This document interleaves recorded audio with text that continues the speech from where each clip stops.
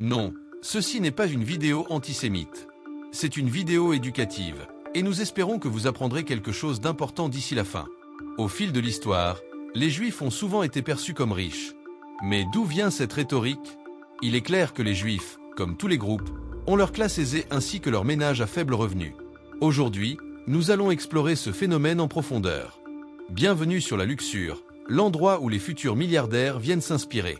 Si vous n'êtes pas encore abonné, vous manquez quelque chose. Numéro 1, le judaïsme et la richesse.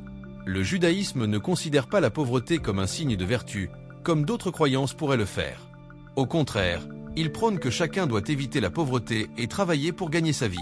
Cette valeur fondamentale a engendré une solide éthique de travail et un sens de la responsabilité personnelle. De plus, les Juifs croient en la générosité, en consacrant 10 à 20% de leurs revenus à des causes religieuses et caritatives. Cependant, ils ne comptent pas sur la charité pour s'élever et ne veulent pas être un fardeau pour la communauté.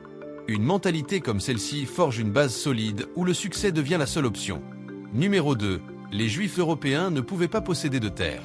Si vous pensez que l'antisémitisme n'est devenu connu qu'après la Seconde Guerre mondiale, détrompez-vous.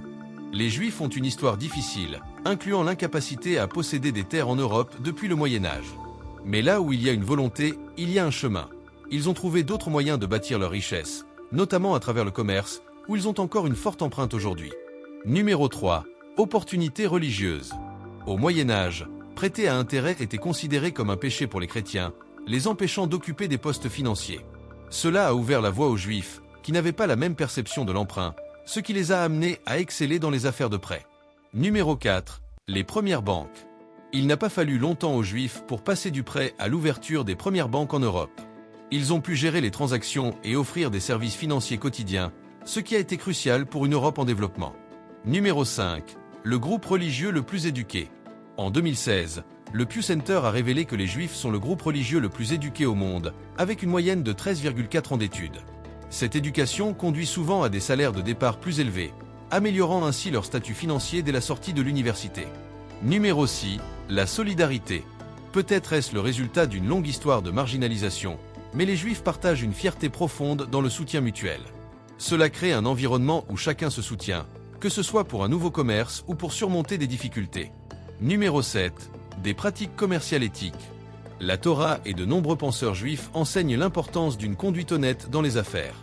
La malhonnêteté est considérée comme une oppression, ce qui fait des partenaires d'affaires juifs des alliés précieux pour de nombreux entrepreneurs. Numéro 8. Résilience et persévérance. Face aux défis, les Juifs ont montré une résilience exceptionnelle. L'abandon n'est pas une option, c'est un état d'esprit qui favorise la détermination à surmonter les obstacles. Numéro 9. Éducation financière intergénérationnelle. L'éducation financière est transmise de génération en génération, permettant à la communauté juive d'acquérir une confiance et des compétences enviables en matière de finances. Numéro 10. L'importance de l'éducation financière. Dans de nombreuses familles juives, l'argent est un sujet ouvert. Les parents enseignent à leurs enfants la valeur de l'argent et les responsabilités qui l'accompagnent. Numéro 11. Gestion efficace de la richesse. Les sages du Talmud offrent de précieux conseils sur la gestion financière, y compris l'importance de la diversification des actifs. Numéro 12. Le réseautage est essentiel. Dans la vie communautaire juive, les opportunités de réseautage abondent, renforçant les relations d'affaires et personnelles. Numéro 13. Apprendre du passé pour planifier l'avenir. La communauté juive sait que les défis d'aujourd'hui ne sont pas nouveaux. En analysant le passé, elle peut mieux naviguer dans l'avenir.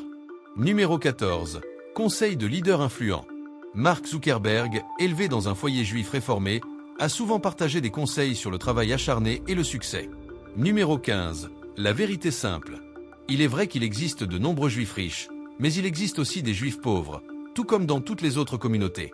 Le judaïsme enseigne des principes de succès qui peuvent inspirer chacun d'entre nous. Alors, quelles leçons pouvez-vous tirer de cette vidéo? Partagez vos réflexions dans les commentaires ci-dessous. Et pour vous remercier de votre fidélité, sachez qu'il est essentiel de parler ouvertement des stéréotypes et de reconnaître le parcours des Juifs à travers l'histoire. Jusqu'à la prochaine fois, n'oubliez pas de vous abonner pour plus de vidéos inspirantes chaque jour et laissez-nous un pouce en l'air si celle-ci vous a plu.